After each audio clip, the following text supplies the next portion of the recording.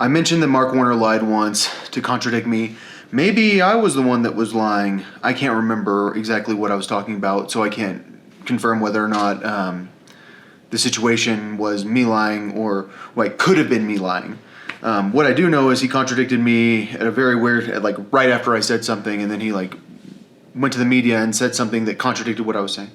And the reality is I'd be okay with lying too if I was in the right situation. So I don't think lying necessarily is an indication of whether or not someone is a good person, especially when they're in the intelligence community, because part of spycraft is lying. It's a very, very big part of spycraft.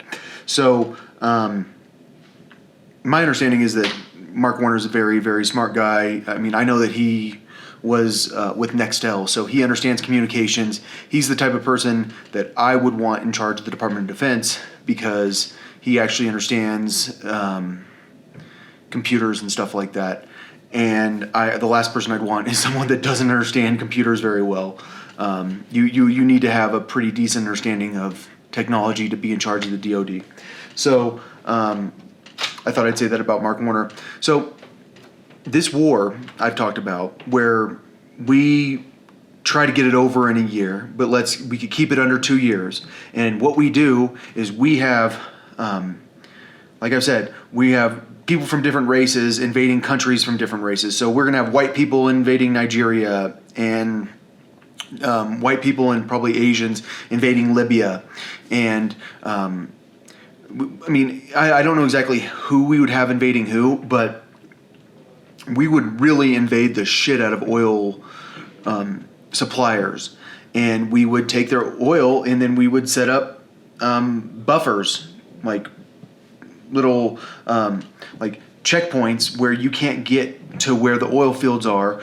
We control the land from the oil fields to the sea, like to the Mediterranean Sea.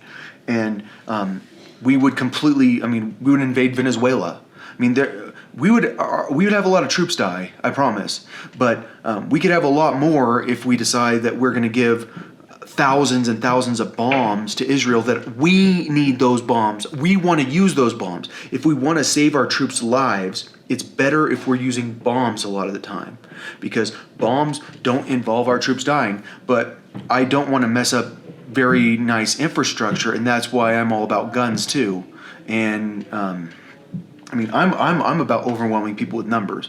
I'm about making sure that if we're going to take a city, then we're going to kill everyone in that city, and we're going to make sure there's no one around to kill our people that are going to stick around for it. And I know that's brutal and that's vicious and that's not very Jesus-like. And I also understand that I want to make sure that in the long term that our people are safe wherever they get stationed, because if we're going to take a certain part of Libya, then we're going to hold it. And I don't want that area to be dangerous. Like, it's going to be a green zone. We're going to make it a green zone. And I know what you guys are thinking. You're talking about killing children. I'm talking about killing everyone in this area. And they can run, and they can go to another part of that area, part of that country, or go somewhere else. But it's the Purge. Like when I talk about the TV show The Purge, which is like when I call it The Purge, I'm talking about like a TV show that's like, or a movie that's like 24 hours of people shooting each other and just killing everyone. And what and the reality is, it's more, this would be like a year-long purge. And I think a lot of soldiers really like the idea of not having to worry about who's on what side, because we're worrying about like winning, and that's it, because we're practical. And I understand the United Nations like would be pissed, and I mean, except we would have our own United Nations. The people that are in our coalition would have a United Nations, and then the people that are not in our coalition would have a United Nations, and we would not have a one world agreement anymore. We would have our side and their side. We have the oil, they don't have the oil. And it's because I'm practical. And then our side, after we win the war, we would build these pyramid cities, and we would plan for the long-term survival of the human race. These other people would probably need to fight us. I mean, I'm just saying, like, the other countries would need to go to war with us. The world is not like you want it to be. Everyone wants Jesus to come back, and Jesus is going to create heaven on earth. And wait, no, you want Jesus to come back and take you to heaven, right? But all I'm saying is, oil exists, and natural resources exist, and there are limits on certain things. And I mean, if we want to take certain mines, we can take those mines. And I mean, I don't know exactly what we'd want to take. I mean, that would be for my advisors to talk to me about. But we need to do this war if we are going to survive long term, and I don't think anybody else really wants to think that way. So, I don't know. Yeah, Mark Warner, I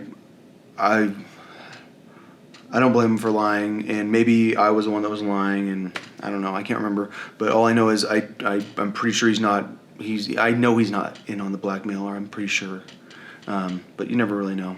I mean, I think Mark Warner's a smart guy, so he's probably a good guy too.